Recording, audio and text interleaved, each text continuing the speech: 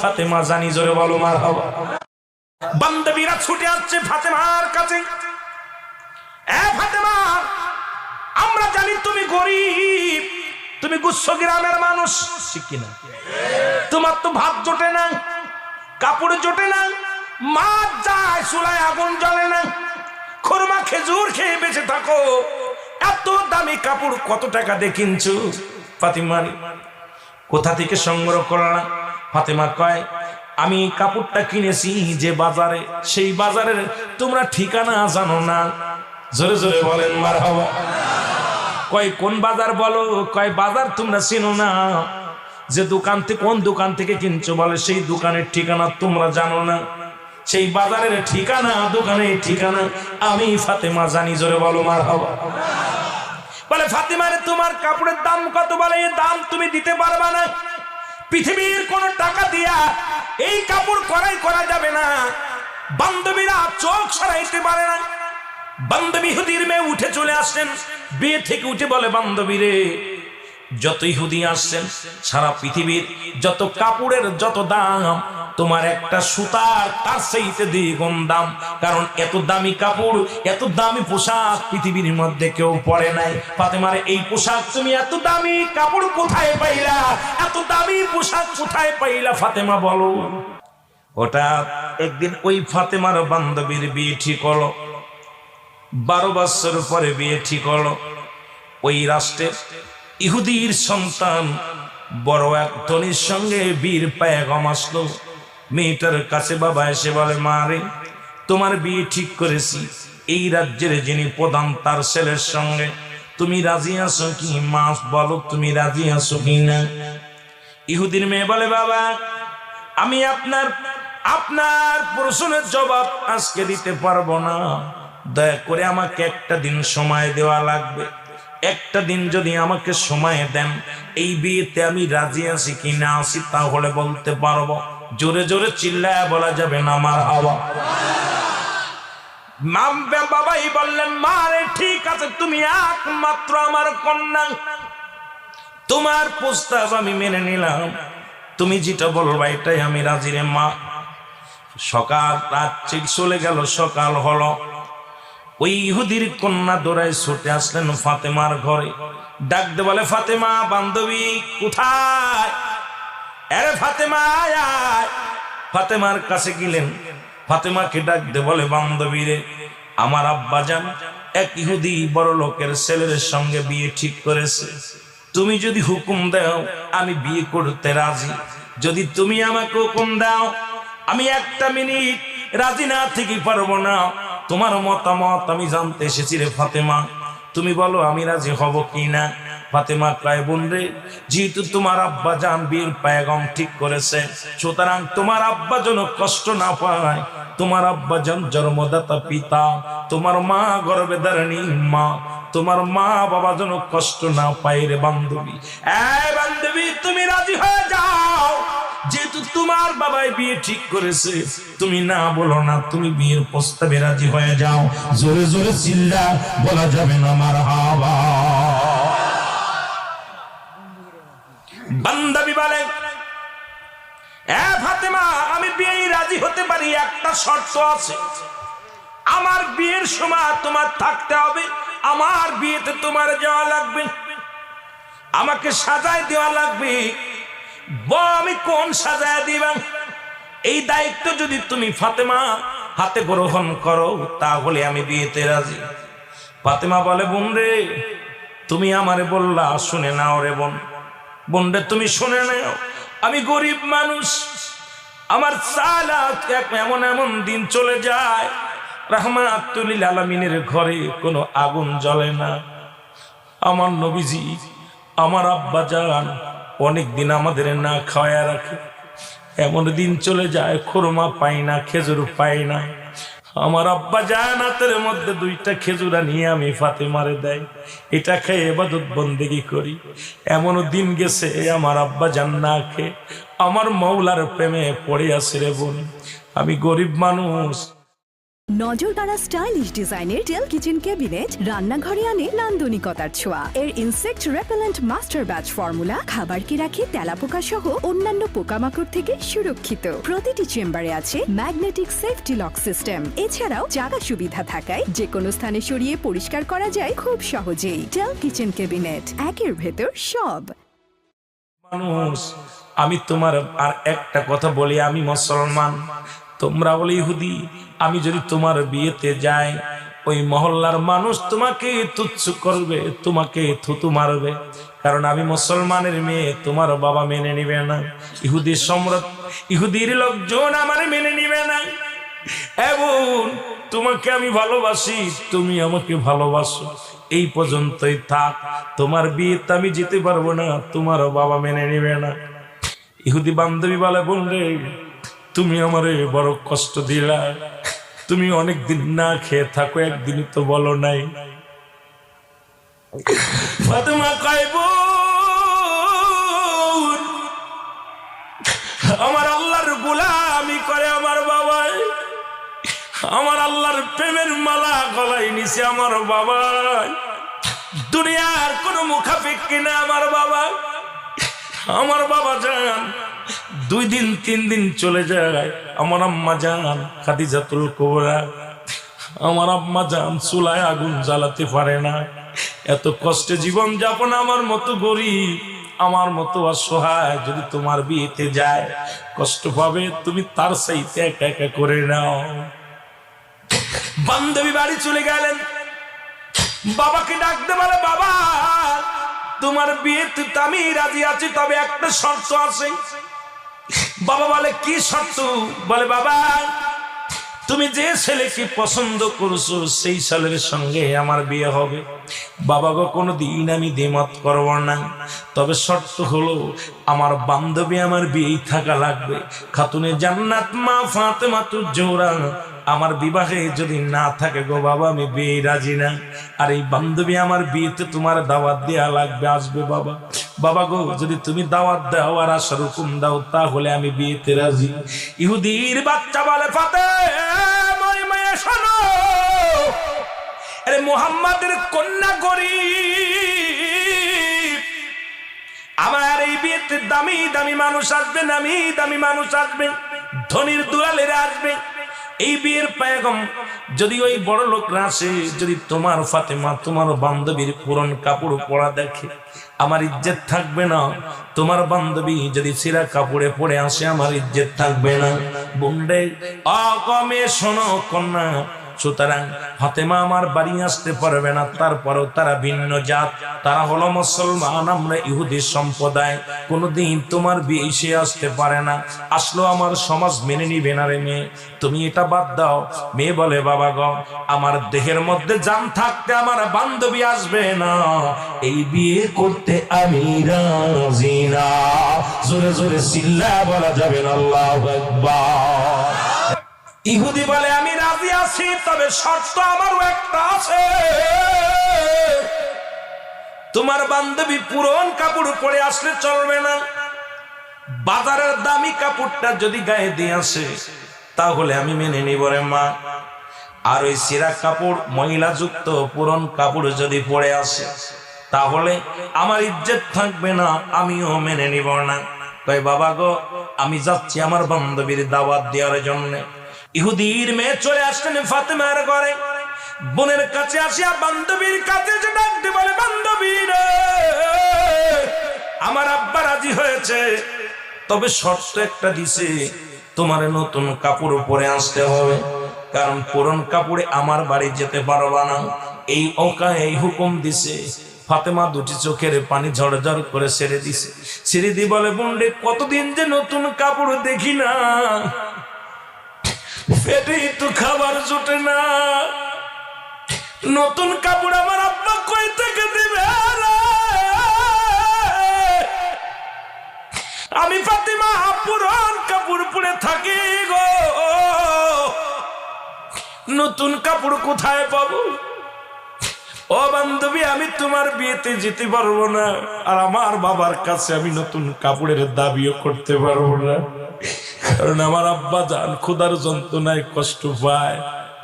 খাবারই জুটাইতে পারে না, কেমনে আমারে নতুন কাপড় দিবে, কেমনে আমারে নতুন পোশাক কিনে দিবে। আমি তোমার বিয়ের দাওয়াতে যেতে পারবো না, বোন তুমি বিদায় হয়ে যাও। ইহুদির মেয়ে বলে, ফাতেমা রে, তুমি এত ভেঙ্গে পড়ো কেন? আমার মন বলে, তুমি যে খোদার গোলামি করো, যে আল্লাহর গোলামি করো, যারে তুমি রাত জেগে জেগে মাওলারে দেখো, যার প্রেমে তুমি পাগল হয়ে যাও, সেই আল্লাহর কাছে যদি তুমি পোশাক চাও, তোমারে খালি হাতে বেরাই দিবে না।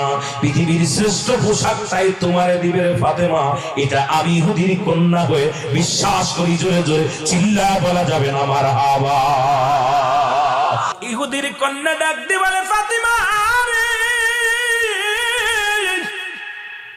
তোমার সততা, তোমার ঈমান, তোমার আমল, তোমার চরিত্র, তোমার বৈশিষ্ট্য দেখে আমি বলতে পারি, তুমি যার গোলামি করো, তুমি যার দাসত্ব করো, যাকে তুমি খোদা বানায়া তুমি বন্দেগী করো, আমার মতো দ্বিতীয় খোদা নাই। দ্বিতীয় খোদা বানাইয়া তুমি পূজা করো না। তুমি সেই স্রষ্টার কাছে চাইলে পৃথিবীর দামি কাপড়টাই তোমাকে উপহার দিবে। জোরে বলো মারহাবা। ইহুদির মুখে কথা শুনিয়া ফাতেমা একটা চিৎকার মেরে দিয়ে বলে, বোন রে, তোমার সততা, তোমার ঈমান দেখে আমি মুগ্ধ হয়ে গেছি। কথা দিলাম, পৃথিবীর সর্বশ্রেষ্ঠ দামি কাপড় পরে আমি তোমার বিয়ের অনুষ্ঠানে যাব। জোরে বলো মারহাবা। আমার ভাইয়েরা, আমার বন্ধুরা, আমার গভীর রাত্রে ফাতেমা দুটি চোখের পানি ছেড়ে দিলেন। জাইনামাজের ভিতরে ডাক দিয়ে বলে, আমার আল্লাহ, আমি ফাতেমা জীবনে কিচ্ছু চাই নাই তোমার কাছে। আল্লাহ, বান্ধবী বড় মুখ করে দাওয়াত দিছে। আল্লাহ, আমি তো কথা দিয়ে ফেলেছি বান্ধবীর বিয়েতে যাব। এখন আমার বাবার কাছে তো কোনো টাকাও নাই, চাইতে পারবো না। আল্লাহ, তুমি একটা ব্যবস্থা করে দাও, তুমি একটা কাপড়ের ব্যবস্থা আমি ফাতেমারে করে দাও। সুবহানাল্লাহ। মা ফাতেমার হাত থেকে কাপড়খানা নিয়ে নবীজি ডাকতে বলে, ফাতেমা রে, এই কাপড় এমন দোকানের কাপড়, এই কাপড়টা এমন মার্কেটের কাপড়। ও মা, পৃথিবীর কোন মার্কেটের কাপড় না রে মা। ওরে আমার আল্লাহ, যেদিন আমার মিরাজের রাত্রে জান্নাতের মধ্যে ঢুকাইছিল, এই কাপড়গুলো আমি জান্নাতের মধ্যে দেখে আসছি গো মা। এটা হলো সেই জান্নাতি পোশাক। জোরে জোরে বলো মারহাবা। বান্ধবীরা ছুটে আসছে ফাতেমার কাছে। এ ফাতেমা, আমরা জানি তুমি গরিব, তুমি গুচ্ছ গ্রামের মানুষ, ঠিক কিনা? তোমার তো ভাত জোটে না, কাপড় জোটে না, মাছ যায়, চুলায় আগুন জ্বলে না, খুরমা খেজুর খেয়ে বেঁচে থাকো। এত দামি কাপড় কত টাকা দিয়ে কিনছো? ফাতেমা, কোথা থেকে সংগ্রহ করলা? ফাতেমা কয়, আমি কাপড়টা কিনেছি যে বাজারে, সেই বাজারের তোমরা ঠিকানা জানো না। জোরে জোরে বলেন মারহাবা। কয় কোন বাজার বলো? কয় বাজার তোমরা চিনো না, যে দোকান থেকে, কোন দোকান থেকে কিনছো বলে সেই দোকানের ঠিকানা তোমরা জানো না। সেই বাজারের ঠিকানা, দোকানের ঠিকানা আমি ফাতেমা জানি। জোরে বলো মারহাবা। বলে, ফাতেমা রে, তোমার কাপড়ের দাম কত? বলে, এই দাম তুমি দিতে পারবা না। পৃথিবীর কোন টাকা দিয়া এই কাপড় করাই করা যাবে না। বান্ধবীরা চোখ সরাইতে পারে না। বান্ধবী ইহুদির মেয়ে উঠে চলে আসছেন, বিয়ে থেকে উঠে বলে, বান্ধবী রে, যত ইহুদি আসছেন, সারা পৃথিবীর যত কাপড়ের যত দাম, তোমার একটা সুতার তার চাইতে দ্বিগুণ দাম। কারণ এত দামি কাপড়, এত দামি পোশাক পৃথিবীর মধ্যে কেউ পরে নাই। ফাতেমার এই পোশাক, তুমি এত দামি কাপড় কোথায় পাইলা? এত দামি পোশাক কোথায় পাইলা? ফাতেমা বলো। ফাতেমা কয়, আমার বান্ধবীরা শোনো, আমি যদি ঠিকানা বলি তোমরা মেনে নিবা নি? কয় হ্যাঁ। আমি যদি সেই দোকানের নাম বলি তোমরা মেনে নিবা কিনা? কয় হ্যাঁ। আমি যদি সেই জায়গার ঠিকানা বলি তোমরা মেনে নিবা কি না বলো? সবাই বলে ফাতেমার এই কাপড়টা সংগ্রহ করার জন্য, কারণ মেয়েরা তো একটু লুবি জাতি হয়, সব মেয়েরা কয় ফাতেমার এই কাপড়টার জন্য আমরা সব কিছু ছাড়তে পারি, কোটি কোটি টাকা আছে, বাড়ি আছে, গাড়ি আছে, ঠিকানা বলো কোন বাজারে পাওয়া যাবে, কোন ঠিকানায় গেলে পাওয়া যাবে, কোন দোকানে পাওয়া যাবে? ফাতেমা বলে সেই দোকান যদি তোমরা চিনতে চাও সবাই আমার সামনে ওযু করো, জোরে বলেন মারহাবা। হ্যাঁ বান্ধবীরা, তোমরা ওযু করো, তোমাদের সেই দোকানে নিয়ে যাব, সেই দোকানের ঠিকানা বলবো, সেই বাজারের ঠিকানা বলবো, ওযু করো। ইহুদিরা বলে ওযু করে, বলে আমি যে এরকম শিখাই সেমনি শিখো। সবাই ওযু করলেন। ফাতিমা বললেন, ও বান্ধবীরা শোনো, সেই বাজারের ঠিকানা হলো লা ইলাহা ইল্লাল্লাহু সাল্লাল্লাহু আলাইহি ওয়াসাল্লাম। জোরে বলো মারহাবা, আর তো জোরে বলো মারহাবা। বান্ধবীরা সবাই পড়ে নিলেন কালেমা। বলে বান্ধবীরা রে, তোমরা এই কালেমা পড়ে নাই কোনো ইলাহা আল্লাহ ছাড়া পৃথিবীর কারোর কাছে সাহায্য চেও না, কারোর মুকাফিকি হও না, এক আল্লাহর মুকাফিকি হও। আল্লাহ ছাড়া কোনো মাবুদ নাই। আল্লাহ হায়াতের মালিক, আল্লাহ রিজিকের মালিক, আল্লাহ সম্মানের মালিক, আল্লাহ দেওয়ার মালিক, আল্লাহ নেওয়ার মালিক। এটা ঈমান রাখিয়া তোমরা আমল করো যদি তোমরা এই পোশাক পাইতে চাও। আর এই ইহদিনাস সিরাতাল মুস্তাকিম যদি সরল সঠিক পথে তোমরা চলতে পারো, অবশ্যই অবশ্যই এর সেইতে দামি পোশাক তোমাদের গায়ে উঠবে। আমি যে পথে অনুসরণ করি, যে পথে অনুকরণ করি, তোমরা আজ থেকে করো। এক বাক্যে শত শত বান্ধবীরা, ইহুদির মেয়েরা কালেমা পড়ে মুসলমান হয়ে গেছে, জোরে জোরে বলেন মারহাবা। আর আমাদের মেয়েরা কি করেন দেখছেন? আকিকতে জোর করেন নাই, ভালোবেসে প্রেম দিয়া একজন নয় শত শত ইহুদির কন্যাদেরকে কালেমা পড়ায় মুসলমান বানাইছে, জোরে বলেন না সুবহানাল্লাহ। ইহুদি এসে ডাকতে বলে, ফাতেমা আমি কেন আর বাকি থাকবো রে ফাতেমা, আমি রাহমাতুল নবী রাহমাতুল আলামিনের কদমের মধ্যে যাব।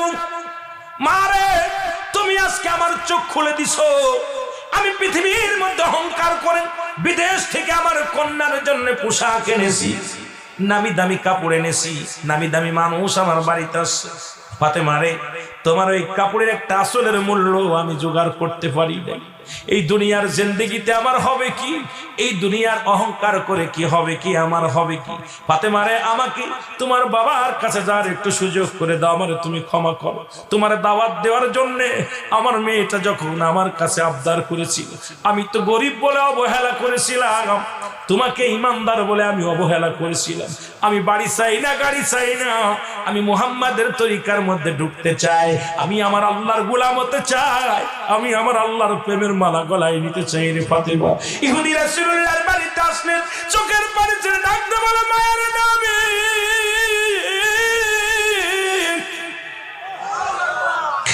দয়াল নবী গো,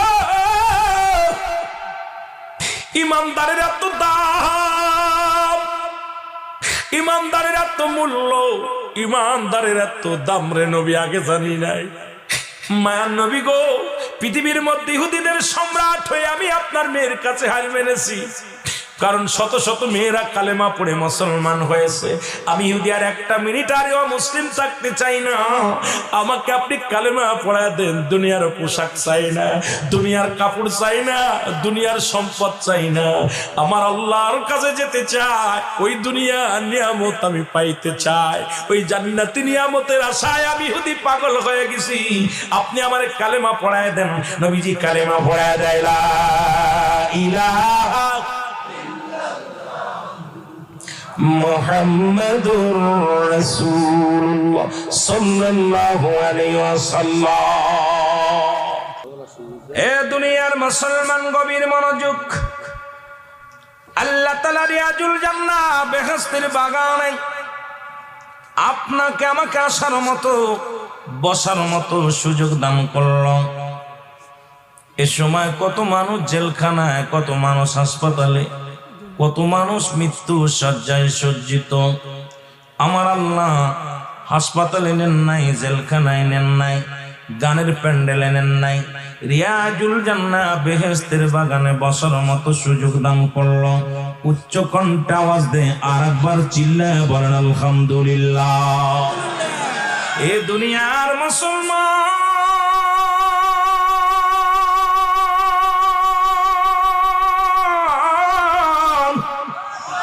বান্দা যখন রিয়াজুল জান্নাহ বেহেশতের বাগানের দিকে রওনা হয়ে গেছে, প্রতিটা কদমে কদমে আমার আল্লাহ ওই বান্দার জিন্দেগির সগীরা গুনাহগুলো মাফ করে দিছে।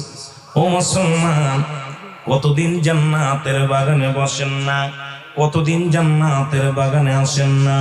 এর জান্নাতের বাগানের উদ্দেশ্যে রওনা দিয়া, এই বাগানের মধ্যে রওনা দিয়া বাড়ি থেকে যখন বাইর হয়ে গেলেন, প্রতিটা কদমে কদমে আমার আল্লাহ সগীরা গুনাহগুলো মাফ করে দিছে।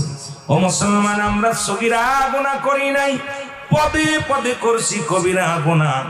নামাজ ছেড়ে দিয়া কবিরা গুনাহ, মিথ্যা বলা কবিরা গুনাহ। মুসলমান শুনে নাও, বেগানা মহিলার সঙ্গে দেখা দিয়া কবিরা গুনাহ, বেগানা পুরুষের সঙ্গে দেখা দিয়া কবিরা গুনাহ। হাজার প্রকার গুনাহ করেছো। আল্লামা কুতুবী রাহমাতুল্লাহ বয়ান করে, দুনিয়ার মানুষ শুনে নাও, এত গুনাহ করার পর যদি কোনো বান্দা রিয়াজুল জান্নাহ বেহেশতের বাগান গো, ওই বাগানে বসিয়ে কবরের ভয়, জাহান্নামের ভয়, আল্লাহর প্রেম অন্তরে ধারণ করে যে বান্দা খাস তওবা করে, আমার আল্লাহ তাআলা দরিয়া দরিয়া গুনাহগুলো মাফ করে দেয়। জোরে জোরে চিল্লা বলা যাবে না আল্লাহু আকবার। এ মুসলমান শুনে নাও, পৃথিবীর মধ্যে আসার একটা সিরিয়াল আছে গো, যার কোন সিরিয়াল নাই, ঠিক কি না? কিয়ামত পর্যন্ত কোন নবী আসবে না, কিয়ামত পর্যন্ত তওবার দরজা খোলা থাকবে। বাবারে, রাত শেষ করে, রাত দিন শুরু শেষ করেছেন, মৃত্যুবরণ করেন নাই, রাত শুরু করে দিয়েছেন, মৃত্যুবরণ করেন নাই, হঠাৎ মরণ আসতে পারে।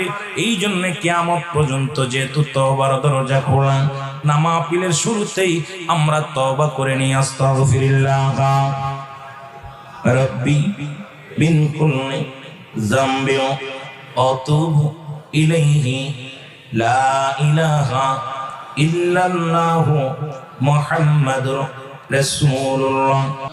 এ দুনিয়ার মুসলমান, গভীর মনোযোগ।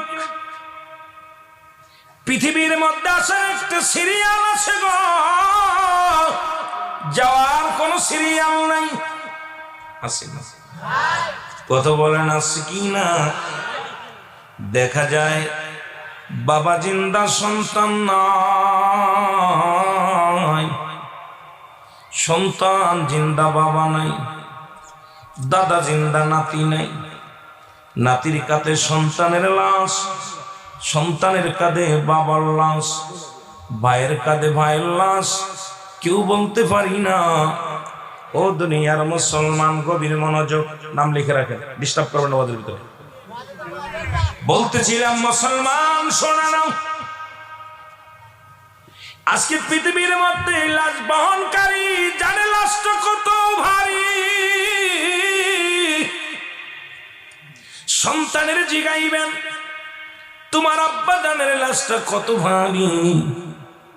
সন্তান বলবে, পৃথিবীর মানুষেরা শোনো, আমার বাবার লাশ এত ভারী, আগে জানতাম না। এই পৃথিবীর মধ্যে এত ভারী বস্তু জীবনে আমি কাঁধে নিই নাই। এ মুসলমান, এই পৃথিবী থেকে বিদায় হয়ে যাব, তিনটা বিপদ। নাম্বার 1 হলো মানুষের মরণ, নাম্বার 2 হলো কবর, নাম্বার 3 হলো কিয়ামতের ময়দান। আমার দাদু ভাইরা, 1 নম্বরই হলো মানুষের বিপদ হলো মরণ। এই মরণের পেয়ালা পান করতে হবে কার কার? একটু হাত দুটা উঠা। এরে আল্লামা মুফতি আমজাদ আলী সাহেব একটা কিতাব লেখলেন, কিতাবের নাম বারে শরিয়াত। এই কিতাবের মধ্যে লিখলেন, দুনিয়ার মানুষ শোনো, মানুষ যখন সাধারণ মৃত্যুবরণ করে, খানা খাইতে যে মারা যায়, ঘুমের ঘরে মারা যায়, মুসলমান নামাজগত অবস্থায় মারা যায়, এদের মৃত্যুটা এত সহজ হয়। ওই সহজ মৃত্যুটা হলো 70টা তাজা উটের গায়ের চামড়া জবাই না করিয়া উল্টো দিকে টান দিয়ে লবণের মরিচ লাগা দিলে যতটুক যন্ত্রণা হয় এর চাইতে 70 গুণ যন্ত্রণা হলে একটা সাধারণ মৃত্যু। সবচেয়ে সাধারণ মৃত্যু যদি এর চাইতে কঠিন হয়, এরা মুসলমান মৃত্যুর সময় যারা পায়খানা করে দেয়, মৃত্যুর সময় যারা প্রস্রাব করে দেয়, মৃত্যুর সময় যাদের চোখ দুটি বড় বড় হয়ে যায়, মৃত্যুর সময় যাদের জিহ্বাটা বাইরে হয়ে যায়, তাদের মৃত্যুটা কত কঠিন হয়, জোরে জোরে বলো ঠিক কিনা। যদি সহজ মৃত্যু এত কঠিন হয়, কঠিন মৃত্যুটা কত কঠিন। তুমি কার জন্য ঘুষ খাও, কার জন্য সুদ খাও, কার জন্য জিনা করো, ব্যভিচার করো, কার জন্য সুদের মধ্যে ঘুষের মধ্যে, ও দরদি বন্ধু শুনে নাও, এই পৃথিবীর সম্পদ তুমি করলাম, এই সম্পদ খাবে লোকে। আর দুনিয়ায় যত সম্পদ তুমি রেখে গেলা খাবে লোকে, আর তোমার দেহ খাবে পোকে, জোরে বলেন ঠিক কিনা। এই দুনিয়াতে যত পাপ করলাম, এই পাপের ভাগ মেয়ে নিবে না, এই পাপের ভাগ ছেলে নিবে না, এই পাপের ভাগ পরিবার পরিজনেরা নিবে না, কিন্তু সম্পদের ভাগ কিন্তু অবশ্যই নিবে। মেয়ে বলবে আমারটা কই, ছেলে বলবে আমারটা কই, ভাই বলবে আমারটা কই, প্রতিবেশী বলবে আমারটা কই। কিন্তু দুনিয়ার মধ্যে তুমি অন্যায় করে অন্যায়ের বোঝা বানাইলা ভারী। এ দুনিয়ার মুসলমান, এই পাপের বোঝা কেউ ভাগ নেবে না, এই দুনিয়া ছেড়ে চলে যাওয়া লাগবে, থাকার জায়গা না, জোরে বলেন ঠিক কিনা। আর একটু জোরে জোরে চিল্লায় বলো আল্লাহু আকবার। দুনিয়ার মধ্যে কত টাকাওয়ালা কত বাড়িওয়ালা আসলো গো,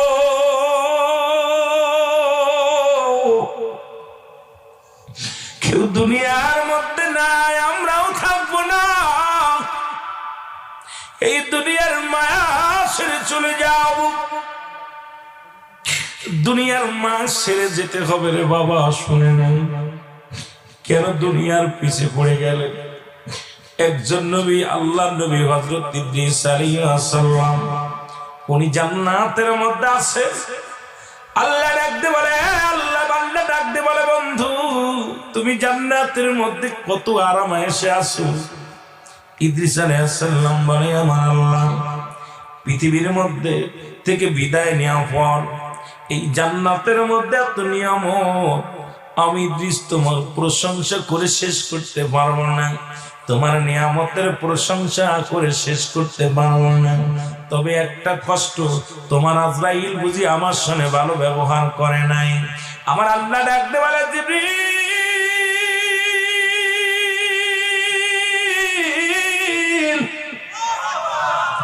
আজরাইল দূরে যাও, আমার বন্ধুরে জানাই আসো তার মৃত্যুটা কেমনে হয়েছে। আজরাইল আলাইহিস সালাম চলে আসলেন হযরত ইদ্রিস আলাইহিস সালামের কাছে, ডাকতে বলে, সালাম বিনিময় করে বলে, হুজুর আমি আপনার কাছে আসি, কি জানতে চান? বলে, আজরাইল রে, আগে বলো আমার রূহটা তুমি কেমনে বাইর করেছিলে? আজরাইল বলে, হুজুর আমি সকলের রূহ বাইর করার জন্য জমিনের মধ্যে আসি নাই, একমাত্র জান্নাতি মানুষ, একমাত্র আল্লাহর মাহবুব বান্দা ইমানদার বান্দাদেরকে জানটা কবজ করার জন্য এই জমিনের মধ্যে আমি আজরাইল আগমন করি। আরে আমি এত বড় দানব গো, অল পৃথিবীর পানি যদি আমার মাথায় ঢেলে দেয়া হয়, একটু পানি জমিনের মধ্যে গড়ায় পড়বে না। আমার পা থাকে জমিনের মধ্যে, মাথা থাকে আসমানের মধ্যে, পৃথিবীর মধ্যে। যখন খারাপ আত্মাগুলো বাইর করার জন্য আমি ছুটে যাই, হুকুম পাই, উপর থেকে এমন একটা চিৎকার মারি, সঙ্গে সঙ্গে 8টা ছিদ্রা দিয়ে রুহটা বাইরের জন্য পাগল হয়ে যায়। কলিজাটা সঙ্গে সঙ্গে ফেটে যায়। ওই কান দিয়ে রক্ত বাইর হয়, গাল দিয়ে রক্ত বাইর হয়, চোখ দিয়ে রক্ত বাইর হয়, নাক দিয়ে রক্ত বাইর হয়ে যায়। কান বলতে দেরি, রুহ বাইর হতে দেরি নয়, অনেক যন্ত্রণা দিয়ে তার মৃত্যুটা দিই। এ আল্লাহর নবী ইদ্রিস আলাইহিস সালাম, আপনার রুহটা নিচে আমি মায়ের বুকে দুধ খাইতে খাইতে সন্তান যেমনি ঘুমায় যায়, আপনার রুহটা আমি এমনি বাইর করেছি। শুধু আপনার গায়ের উপরে হাত কানা রেখেছিলাম, আপনাকে কোনো কষ্ট দিই নাই, যন্ত্রণা দিই নাই। ইদ্রিস আলাইহিস সালাম ডাকতে বলে, আজরাইল,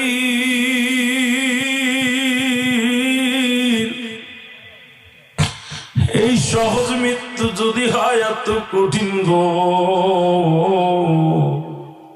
কঠিন মৃত্যুটা কত কঠিন রে আজরাইল। যাদের জান নেওয়ার সময়, যাদের রূহ বাইরের সময় জিহ্বা বাইর হয়ে যায়। ইমাম সাহেব হুজুর কত মানুষের দাপন করাইলো, কাপন করাইলো, কত মানুষের লাশ গোসল করাইলা। লাশ গোসল করাইতে যায় দেখো মুর্দার পায়খানা করে দিছে, প্রসাব করে দিছে, জিহ্বাটা বাইরে গেছে। আল্লাহ,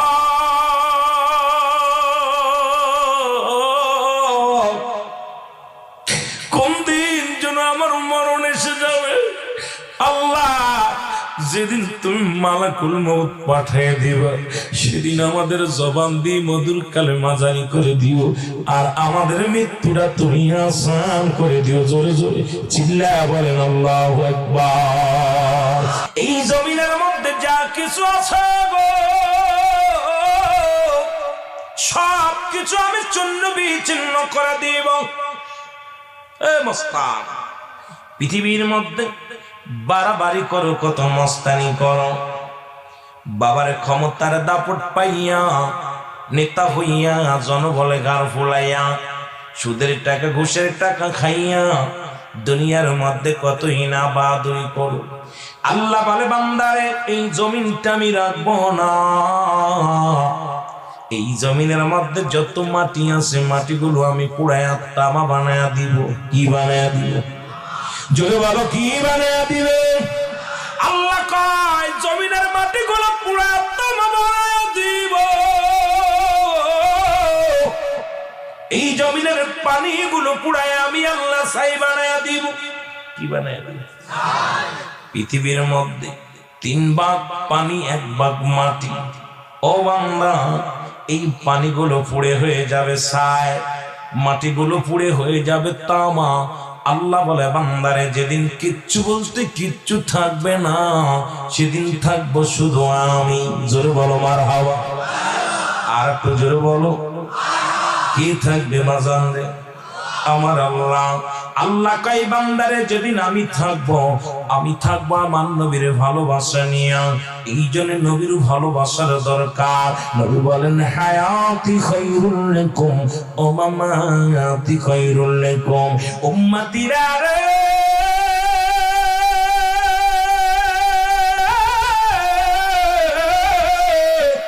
আমি নবী দুনিয়ার মধ্যে আসলাম আমার উম্মতের কল্যাণের জন্য। জোরে বলো মারহাবা। আবার আমি নবী দুনিয়া থেকে বিদায় হয়ে গেলাম, এটা আমার উম্মতের কল্যাণের জন্য।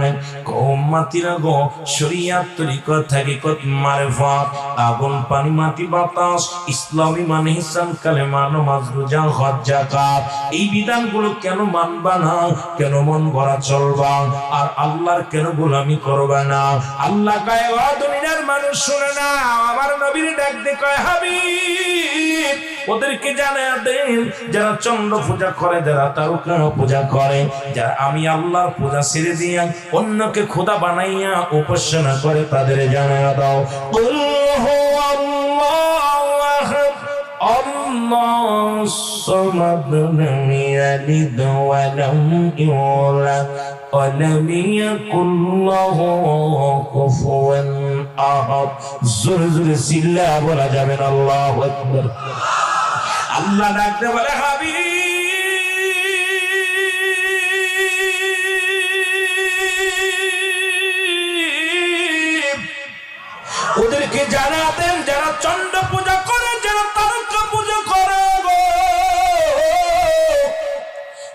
দুনিয়ার মধ্যে মূর্তি পূজা করে তাদেরকে আপনি জানায়া দেন আমি আল্লাহ এক পূজা করবো আমার কার জোরে বলো কার একমাত্র পূজা করবেন কার আল্লাহর আল্লাহ কয় বান্দারে একমাত্র পূজা করবি তোরা আমার আমি আল্লাহ এক আমার কোনো দ্বিতীয় নাই আমার কোনো ছেলে নাই মেয়ে নাই একমাত্র সিজদা করব কার গোলামি করব কার আল্লাহ কয় দুনিয়ার মধ্যে আমি কাউরে জন্ম দেই নাই কারো থেকে জন্ম নিই নাই গো আর আসমান জমিনের ভিতরে আমার সমতুল্য আমার সমকক্ষ কেউ নাই একমাত্র আমি রব আমি স্রষ্টা তোরা সৃষ্টি জোরে জোরে চিল্লা বলা যাবে না আমার আমিন বলেন আমিন আমার ভাইরা আমার বন্ধুরা আমার এই জন্য ছোট্টবেলা মা বলতো বাবা মানুষের মতো মানুষ হতে হবে দাদাই বলতো মানুষের মতো মানুষ হতে হবে ইমাম সাহেব বলতো মানুষের মতো মানুষ হতে হবে বাবা মা সবাই বলতেন মানুষের মতো মানুষ হতে হবে চিন্তা করতাম আব্বা কেন এ কথা বলে মা কেন এ কথা বলে চাচা কেন এ কথা বলে আমিও তো মানুষ বাবারও যা আছে আমারও তাই আছে মায়েরও যে বিবেক আছে আমারও সেই বিবেক আছে উস্তাদেরও যে বিবেক আছে সেই বিবেক আমারও আছে তবে আমার কেন মানুষ হতে বলেন আজকে বুঝি আগে বুঝি না এখনো বুঝি বাবা শুনে নাও আজকে পিএইচডি করে ডক্টরি নিয়ে যারা পিএইচডি করে বড় বড় ডাক্তার হলো যাদের হাতে রোগী মারা যায় টাকার জন্য যাদের কাছে অপারেশন হয় না টাকার জন্য এখন আমি আপনাদেরকে বলতে চাই বুকে হাত দিয়ে বলেন কয়টা মানুষ এনে বসে আছেন বুকে হাত দিয়ে বলেন আল্লাহ কয় নামাজটা ফরজ করে দিয়েছে নামাজ পড়েন নাই সুন্নাত তরিকায় চলতে বলেছেন দাড়ি রাখেন নাই ও মুসলমান শুধু নামাজ তো পড়েনি নাই নামাজের ধারেও যান নাই ইসলামের বিধান মানেন নাই সুন্নি তরিকায় চলেন নাই আবার আপনি সুন্নি বলে দাবি করেন আবার আপনি মুসলমান বলে দাবি করেন আপনি বুকে হাত দিয়ে বলেন আপনি কেমন মানুষ বাবারে ঘুষখোর জিনাখোর বদমাইশ যদি বাদ দেন আমার সমাজে কোনো মানুষ নাই কাজ্জাবের দলদের বাদ দিলে তো মানুষই নাই আর এখন বর্তমান জামানায় ঘুষ সুদ আর এইগুলোই জিনা বিচার চলছে আপনাদের কাছে জানতে চাই ঘুষ কি হারাম না হালাল সুদ কি হারাম না হালাল জোরে বলেন হারাম না হালাল জোরে সুদ কা হারাম না হালাল ঘুষ কা হারাম না হালাল জিনা করা হারাম না হালাল শুয়োরের গোশত খাওয়া হারাম না হালাল সত্যি তো এখন আমার সমাজের মধ্যে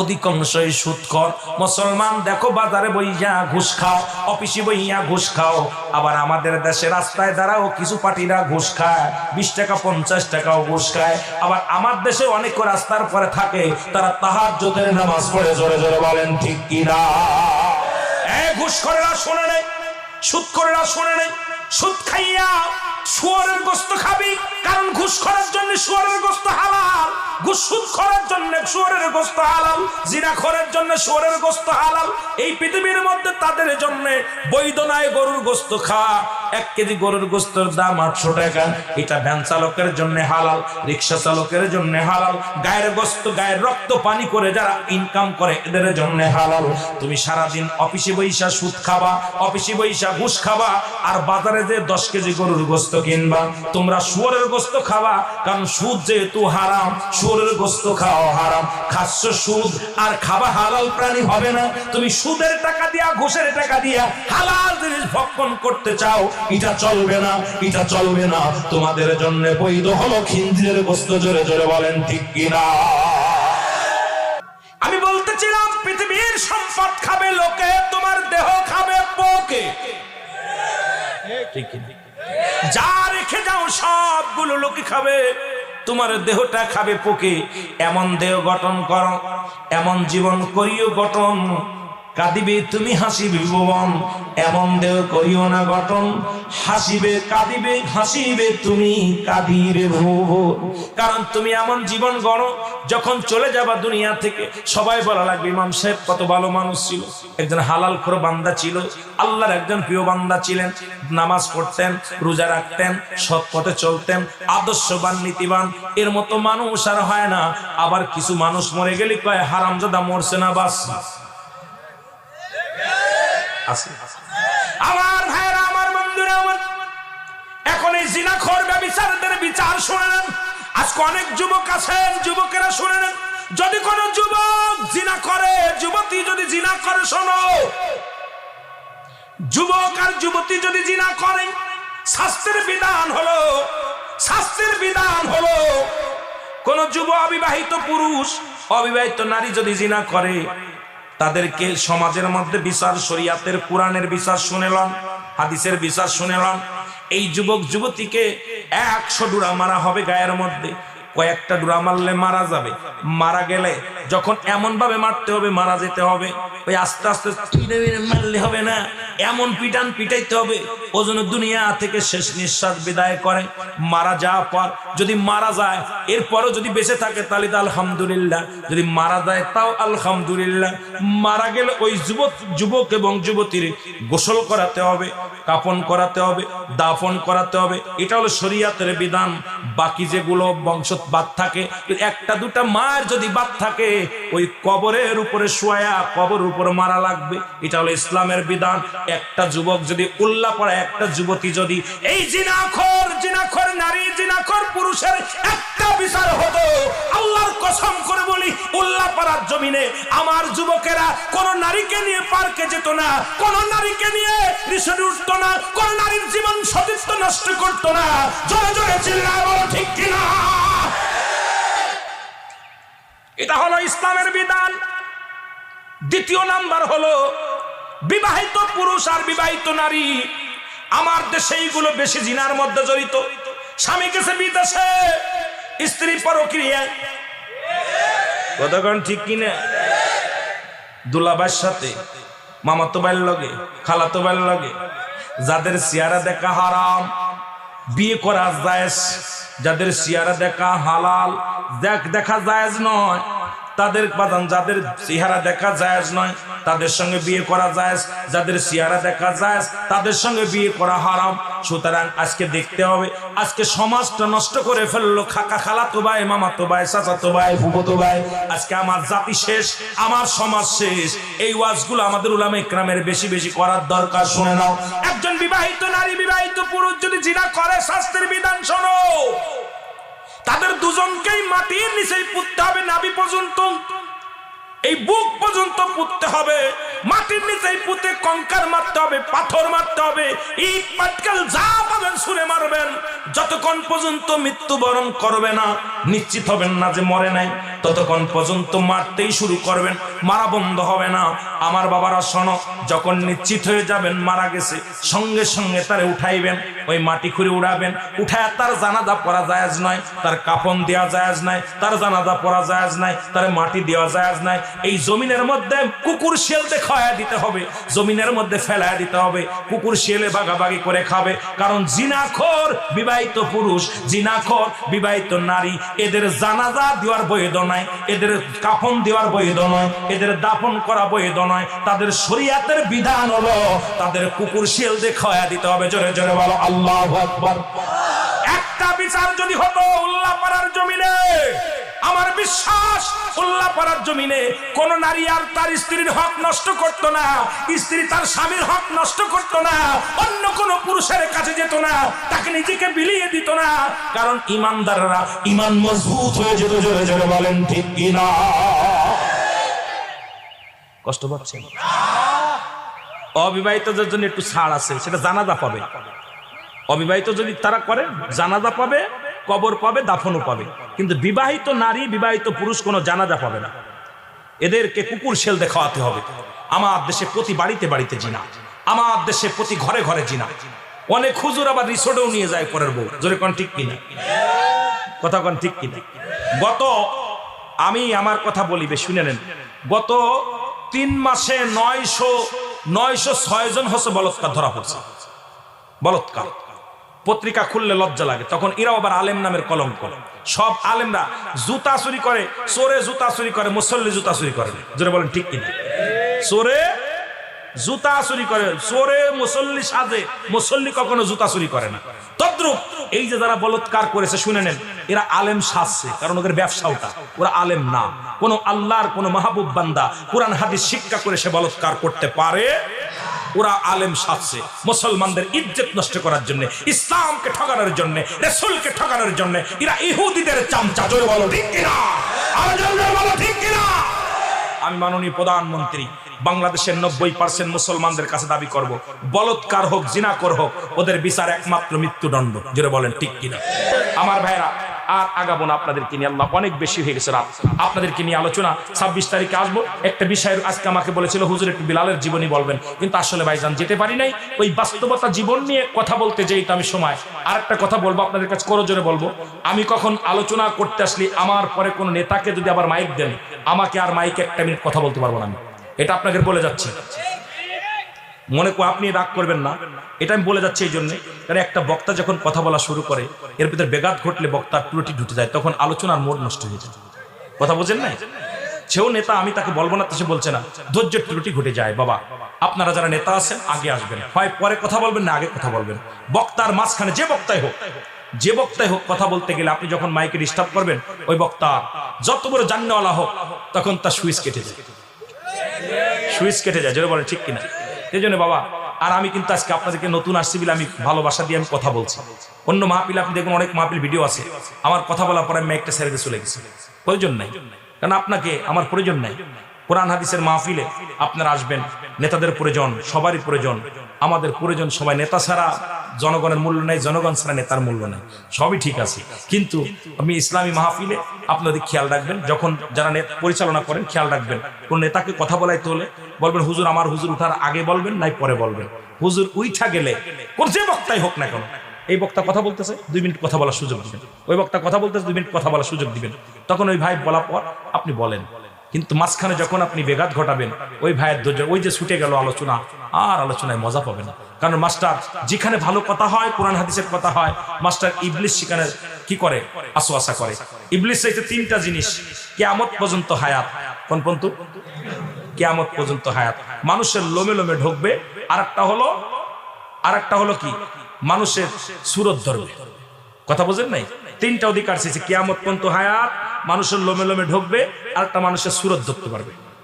দেখবেন যখনই কোরআন হাদিসের কথা বলে, যখন আপনি বলবেন কালেমা পড়তেছেন, দোয়া দুরুদ পড়তেছেন, দুরুদ পড়তেছেন, তাসবিহ করতেছেন, এর মধ্যে আপনার ছেলে সাজবে, ওই ছেলের মধ্যে শয়তান আসওয়াসা করে, আব্বা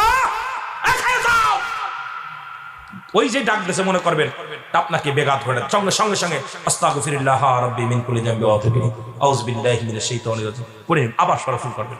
কারণ আপনার মেয়ে ডাকবে, মা বাবা শুনে যাও, স্বামী স্ত্রী ডাকবে, কই গো আসো, দেখছেন আপনি যখন তাসবিহ পড়া শুরু করে তখন ডিস্টার্ব করবে, ও আপনার ছেলের মেয়ের ভিতরে আসওয়াসা করবে, কারণ আপনাকে ভালো কাজ করতে দিবে না। এই জন্য যখন মানুষের সুরত ধরবে, আর একটা হলো মানুষের লোমে লোমে ঢুকবে। শয়তানের কোনো ভুল নাই, মানুষের ভুল আছে। জোরে কোন ঠিক কিনা? ওর দায়িত্ব আমাদের পিছে লাগা লাগবে, ওর দায়িত্ব হলো পিছে লাগা।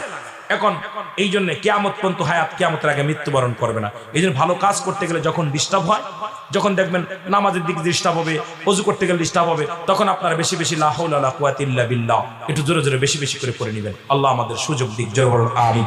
বাবারা, এই কবর গোরস্থানের মাহফিল বিরাট ইসালে সওয়াব, আজকে এলাকার কবরবাসীদের স্মরণে, এলাকার এই উন্নয়ন প্রকল্প এনায়েতপুর, আজকে গুচ্ছ গ্রামের আজকে আশ্রয় প্রকল্পের কবর স্থানের মাঠ প্রসঙ্গে, মানে এই মাঠের প্রচার ইসির জন্য, আপনার এই প্রকল্পের উন্নয়নের জন্য আজকে মাহফিলটা, যদি কোনো দরদি বান্ধব অনেক টাকা দিচ্ছেন, আমিও কালেকশন করতে পারি না, মিডিয়ার বাইরে কালেকশন বন্ধ করো, এরপরে যদি আবার ওয়াজ করি তখন আলোচনা উঠায়, মোনাজাত উঠেও, এটা বন্ধ করো। আপাতত আমার কোনো কালেকশনের ভিডিও তোরা দয়া করে দিবি না, আমি কালেকশন করতে পারি না।